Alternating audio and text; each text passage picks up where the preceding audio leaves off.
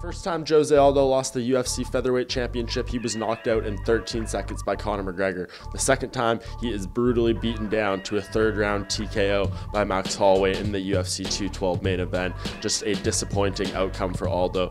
Coming into the second title reign, it ends for him pretty much right before it can even get started. He looked great coming in, he was fast, he was precise, but ultimately, Holloway just proved to be the superior fighter. He was on point, he rallied back from an early point in the fight where Aldo did look like he was maybe going to be able to get a finish or had his opponent in some serious danger. Aldo drops this fight, and right now it just puts a big question mark around him. He was very emotional after the outcome. He does believe it was stopped early, but nonetheless he was taking a lot of shots, and I don't think too many people objected with the stoppage, and he was upset after the fight. He didn't talk to the media at the press conference, so his future plans at this point very much up in the air. We've known that he's wanted to do other things like box or maybe even change weight classes.